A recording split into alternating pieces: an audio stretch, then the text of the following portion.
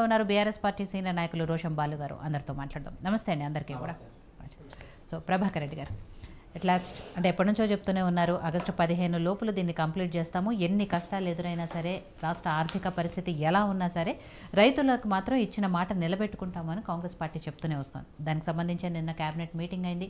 ఆ క్యాబినెట్ మీటింగ్లో కూడా చాలా సుదీర్ఘ చర్చల తర్వాత దాదాపు 2.5 గంటలు దీని మీద చర్చించిన తర్వాత అంటే ఎలా ఉండాలి, విధి విధానాలు ఎలా ఉండాలి, ఎవరికి నిజమైన అర్హులు, ఎంతవరకు వాళ్ళకి ఇవ్వగలం, ఇవన్నీ కూడా చర్చించిన తర్వాత ఎట్టి పరిస్థితుల్లో ఆగస్టు 15 లోపల కంప్లీట్ చేస్తాము. దానికి కట్ ఆఫ్ కూడా పెట్టారు. దాదాపు 2018 డిసెంబర్ 12వ తారీఖు నుంచి తీసుకున్న వాళ్ళకి, అలాగే 2023 డిసెంబర్ 9 వరకు కట్ ఆఫ్ డేట్ పెట్టుకుని అందరికీ కూడా చేస్తాము అనేది. బట్ ఎలా ఉంటుంది, ఎవరెవరికి మెయిన్గా దీంట్లో ప్రిఫరెన్స్ ఉంటుంది, ఎలాంటి వారికి ఇవ్వబోతున్నారు, పీఎం కిసాన్ సమ్మాన్ నిధి కింద వచ్చిన దాన్ని అమలు చేస్తారా ఏంటి అనేది ఇంకా పూర్తి స్థాయిలో 3-4 రోజుల్లో డీటెయిల్స్ వస్తాయి అంట. బట్ నిన్న క్యాబినెట్ మీటింగ్లో ఏమేమి చర్చించిన తర్వాత ఈ అవగాహనకు వచ్చారు, దీన్ని ఇంప్లిమెంట్ చేయబోతున్నారు?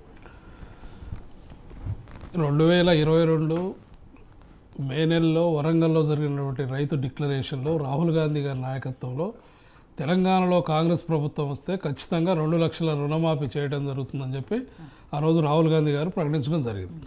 దాని ప్రకారమే ఈరోజు ప్రభుత్వం వచ్చి 7 నెలల్లో ఎలక్షన్స్ రావడం వెంట ఉన్నటువంటి పరిస్థితుల మధ్య, తర్వాత రాష్ట్రాన్ని దివాలా తీపిచ్చిపోయినటువంటి టీఆర్ఎస్ ప్రభుత్వం పూర్తిగా సర్వనాశనం చేసిపోయింది.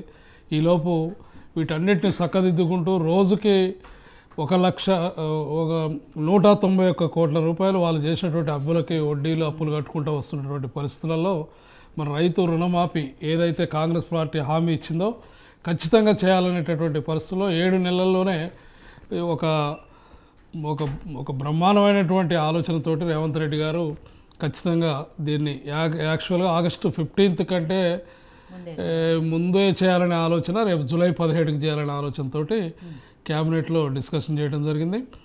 అయితే గత 10 సంవత్సరాలలో టీఆర్ఎస్ ప్రభుత్వం 2 దఫాలుగా ₹1,00,000 రుణమాఫీ చేస్తామని చెప్పి ఇచ్చినటువంటి హామీ పూర్తిగా నిర్వీర్యమైపోయినటువంటి పరిస్థితి.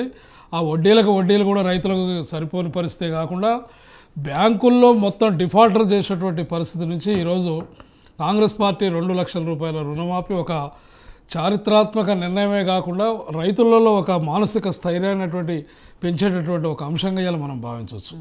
అంతేకాకుండా ఇప్పుడు కేంద్ర ప్రభుత్వం ఇస్తున్నటువంటి సమ్మాన్ రైతు దానికి వాళ్ళు కొన్ని కండిషన్స్ పెట్టిండ్రు. ఇప్పుడు ఎట్లా మామూలుగా ఎమ్మెల్యేలు, ఎంపీలు, జెడ్పీటీసీలు, సర్పంచులు వీళ్ళందరికీ అందులో వాళ్ళకి ఇవ్వకూడదని చెప్పి ఒక నిర్ణయం, ఎంప్లాయీస్కి ఇవ్వకూడదు అనేది ఒకటి ఉన్నది. అవి కాకుండా మరి మెయిన్ ట్యాక్స్ పేయర్సు అవన్నీ కూడా వాళ్ళు ఎట్లా నిర్ణయం తీసుకుంటారు అనేది కాదు, కానీ వీళ్ళు మాత్రం 80 నుంచి 90% రైతులకు ఇవ్వాలనే ఒక ఆలోచనతో కాంగ్రెస్ పార్టీ ప్రభుత్వం నిర్ణయం తీసుకుంది. దాంట్లో ఇవాళ 32,000 కోట్ల రూపాయలు ఒకేసారి రైతుల యొక్క రుణమాఫీ చేయడానికి సిద్ధమైంది. నిన్నగాక మొన్న దివాలా తీసి తెలంగాణ రాష్ట్రాన్ని మొత్తం అమ్ముకున్నటువంటి దుష్టశక్తులు ఏవైతున్నాయో వాళ్ళు రుణమాఫీ చేస్తే, ఏకదాటిన రుణమాఫీ చేస్తే మేము రిజైన్ చేస్తాం, శాశ్వతంగా రాజకీయాల నుంచి వైదొలుగుతున్నట్టు చెప్పేటోళ్ళకి మరి ఆగస్టు 15 కంటే ముందే కాంగ్రెస్ ప్రభుత్వం రుణమాఫీ చేస్తుంది. మీ మాయమాటలతోటి తెలంగాణ ప్రజల్ని ఇంకెన్నాళ్ళు నమ్మిస్తారు? మీకు తెలుసు దివాలా తీపించడం, కోట్లు లక్షల కోట్లు దొబ్బినాం కాబట్టి ఇక్కడ ఏం లేదని. కానీ కాంగ్రెస్ పార్టీ 75 సంవత్సరాల చరిత్రలో అనేక సార్లు ప్రభుత్వాల్ని నడిపించినటువంటి దమ్ము, ధైర్యం ఉంది కాబట్టి ప్రజలకు ఎట్లయినా మేలు చేయాలనేటువంటి నిర్ణయం, మేలు చేయాలనుకుంటే ఏదో ఒక రకంగా చేయొచ్చు. మీ లెక్క 25,000, 15,000 వడ్డీలు తీర్చి కోట్లాది రూపాయల కాళేశ్వరం పేరు మీద దొబ్బినటువంటి పరిస్థితి కాకుండా ఖచ్చితంగా మనస్ఫూర్తిగా రైతుల కోసం ఈరోజు ఇలా కాంగ్రెస్ పార్టీ ప్రభుత్వం 2 లక్షల రుణమాఫీ చిత్తశుద్ధితో చేయదలుచుకుంది. కాబట్టి ఈ ఫండ్స్ అన్నిటిని కూడా 7 నెలల్లో ఈ భయానకమైనటువంటి ఆర్థిక పరిస్థితుల మధ్య కూడా ఈరోజు రేవంత్ రెడ్డి గారి నాయకత్వంలో రుణమాఫీ చేయడానికి సిద్ధమైంది. బాలు గారు, కాంగ్రెస్ ప్రభుత్వం నిన్న కేబినెట్ మీటింగ్లో చర్చించిన తర్వాత రుణమాఫీకి సంబంధించి ఏవైతే చేయబోతుందో అవన్నీ కూడా రేవంత్ రెడ్డి గారు సాక్షాత్ ముఖ్యమంత్రి